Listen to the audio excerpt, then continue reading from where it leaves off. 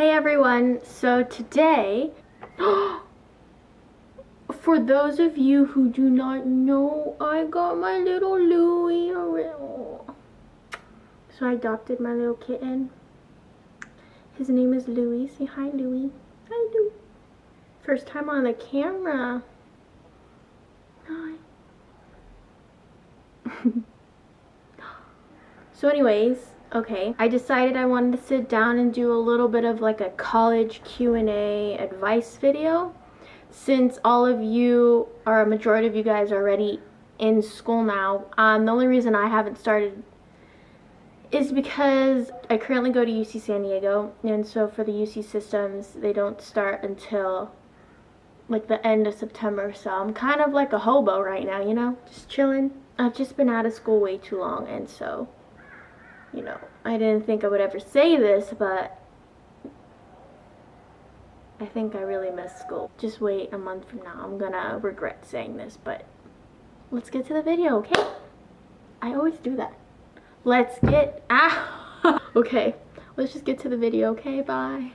I kind of asked on my Instagram if you guys wanted to see a college Q&A, just things you should know before heading in, or at least, you know, at least some things that you're knowledgeable of, because I'm going into junior year now, so I'd say I have a little bit under my belt, a little bit.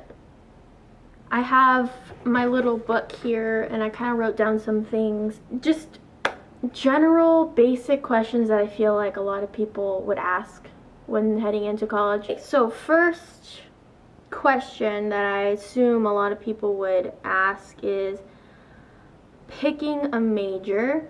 So I initially went into my school with a bio major.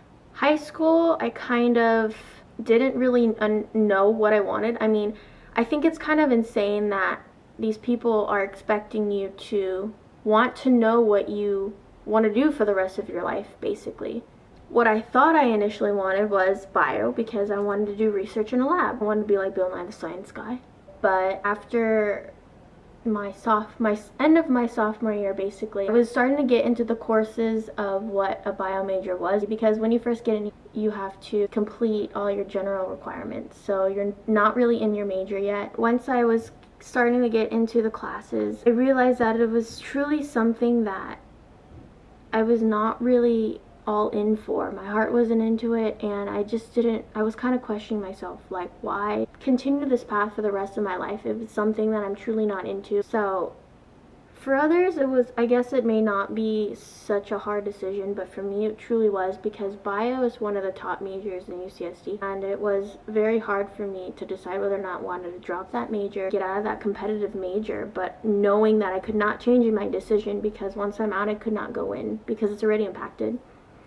But after a long talk, actually with my aunt, because I first person that came in my mind, I mean, you can talk to whoever you feel like would give you the best advice, but all in the end, it's basically what you want to do, and you may know, like, right there and then after high school, what you want to do for the rest of your life, or it may take you a couple of years.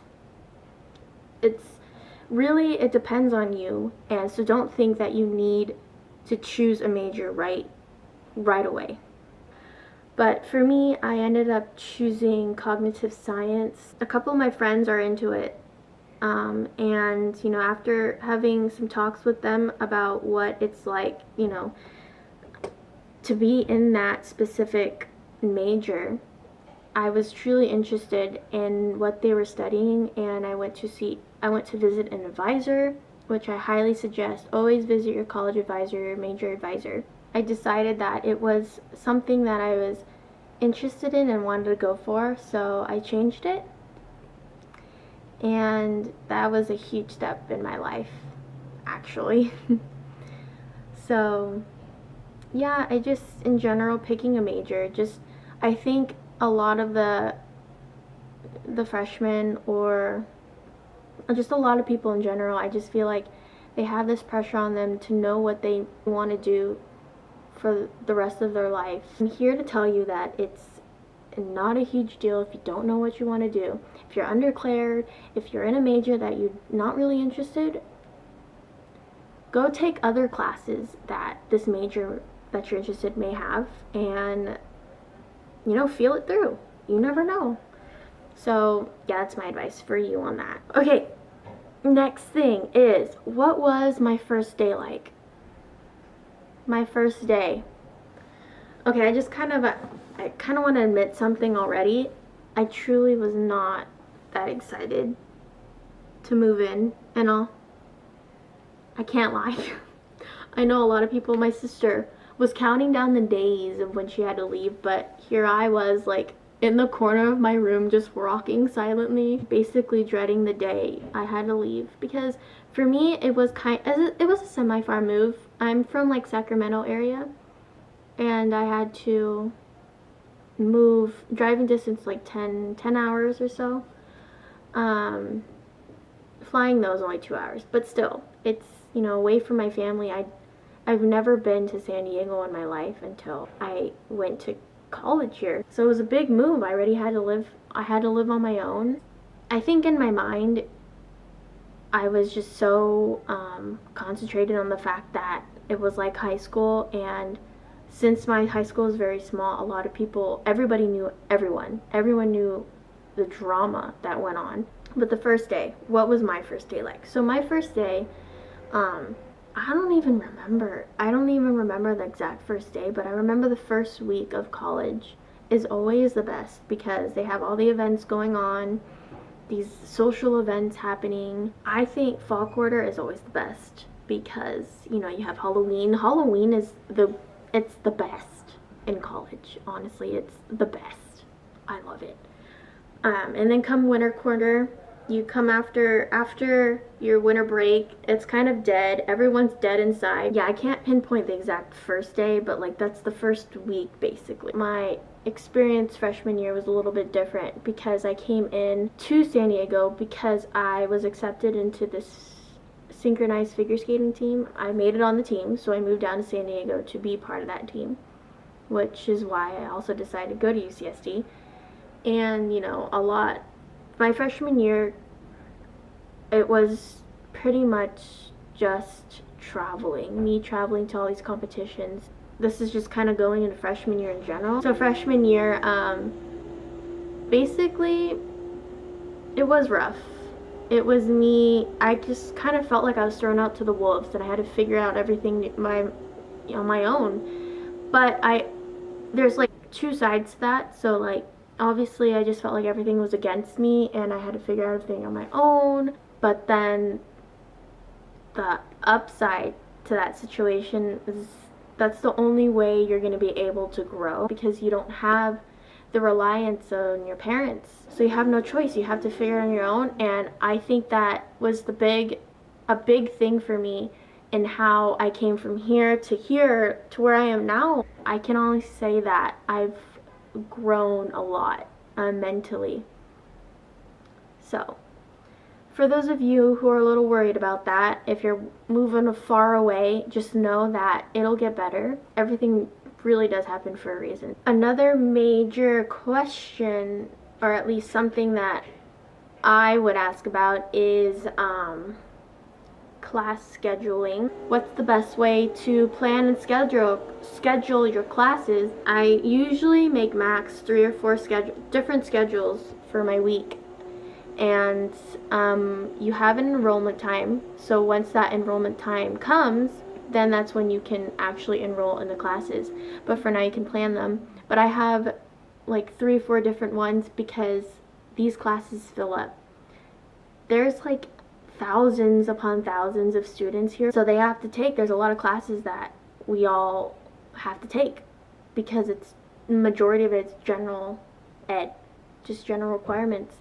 So all these classes are impacted, and so I would suggest you guys make different schedules that would work around your schedule, because I know there's extracurriculars, the clubs that you're in, or training like what I had to work around. It's kind of trial and error, but eventually you'll figure it out. I wrote down here to always take time to talk to your professor and your TA, which is a big thing because I know it's kind of intimidating to walk into study hours or whatever and talk to the professor by yourself with no one around, but they're truly only there to help you.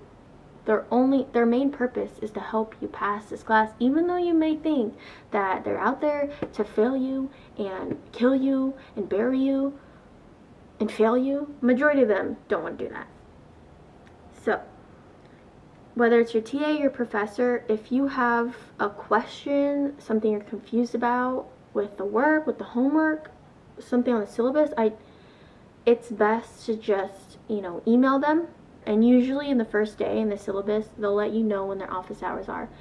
Even if you don't have a question, I suggest you go, because you never know what you may need from them in the end. Maybe if you're applying for a certain job or an interview and you need like a reference, there you go.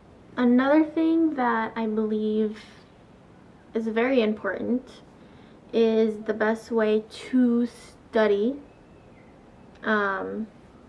especially in college. In high school, it's different because I never studied. For me, it took a long time to figure out what strategy best worked out for me, because what you did in high school, if you did study, is probably not going to be the same in college, because you have so much more information to retain. And for me, it's a quarter system, and so it's a lot of information daily that you need to constantly memorize, because you don't want to just leave it all to the end and procrastinate, because that's truly not the best thing to do, because that's definitely something that I have done and it's not worked out for me. I guess it just depends on what I'm studying for.